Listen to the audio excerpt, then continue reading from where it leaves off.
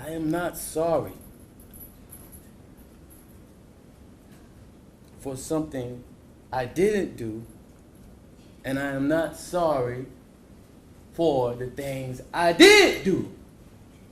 Mr. O'Neal, All right. Listen, stop, All right. listen to me. I'm not You're not gonna raise your voice again. I'm You're not going to raise my your voice again. I'm not. I will have you removed from this courtroom. I can sentence you without you being present. Yes, ma'am. You don't conduct I yourself. understand, Your Honor. Thank you. But I will say, I'm sorry for your loss. 19 years I've been at this job. I've seen human beings killed at the hands of others in every way imaginable. You name it, I've seen it. Shootings, stabbings, drownings, suffocatings, blown apart by cars in DUI manslaughter cases. Horrible things.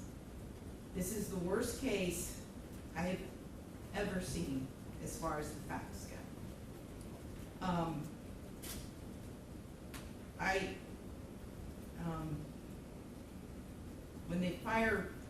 When the person from fire department, when he testified, and when he said that he retrieved the body of Ronnie O'Neal from the home, and all he could do was sob. It took every ounce I had not to start sobbing too. Because there is no way any person with any feeling could have witnessed or seen the photos of what occurred that night and not be haunted for the rest of your life. I know I will be. For the rest of my life, I'll be haunted by what I saw as far as the evidence and just the abject cruelty of it all. The abject cruelty. And I was aware, because I reviewed a lot of the discovery ahead of time, as you well know, did a lot of in-camera inspection of a lot of documents. And I was aware there was some evidence, at least, that when you needed to recover from your gunshot wound, that neither your parents nor your Aisha, Ms. Robinson, would let you come recover at their home. I don't know if it's true or not. I'm not going to get into a dispute. I'm just mentioning there was some evidence referencing that in the records. And all I could think about, because I knew that Ms. Barron was not with you romantically at the time. And I knew that she just out of the goodness of her heart let you come stay with her. And it is beyond tragic that that critical decision ended in so much horror for her and for her children. It is unspeakably cruel what happened as a result of that one decision. The way that Ms. Barron died was horrific, and that 911 call, which captured truly all of it. You heard, and everyone who's heard that 911 call heard a death scream. If anybody ever wants to know what it sounds like before a human being dies, knowing that their death is imminent, that's exactly what it is. That was a death scream. We're going to see if it's true. But what happened to little Ronivia and to little Ronnie, but I'm going to focus on Ronivia, because she was special. And you could tell Miss Barron had done everything she could to create a beautiful home for her family.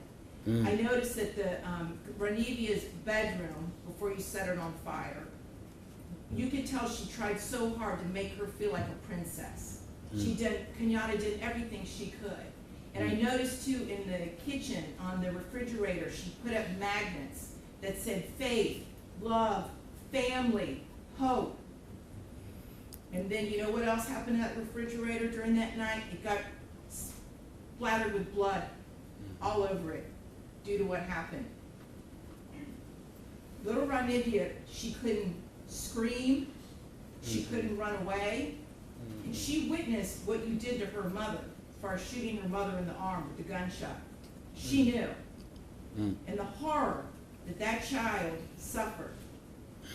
And she already had a life where she was born with challenges regarding her physical and her mental disabilities. But the pain and suffering that she suffered that night at your hands, unspeakable, absolutely unspeakable.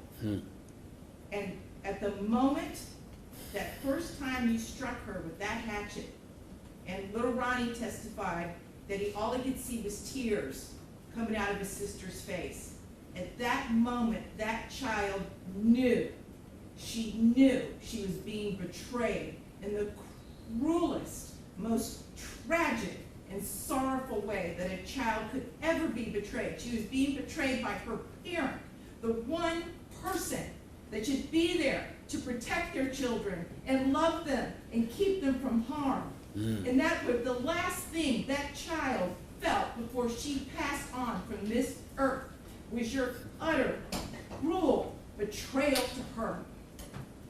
And I read somewhere, and I don't know if it's true or not, I have no idea, but I read somewhere that souls pick their lives, and that they know exactly how difficult their lives are going to be before they enter into this world.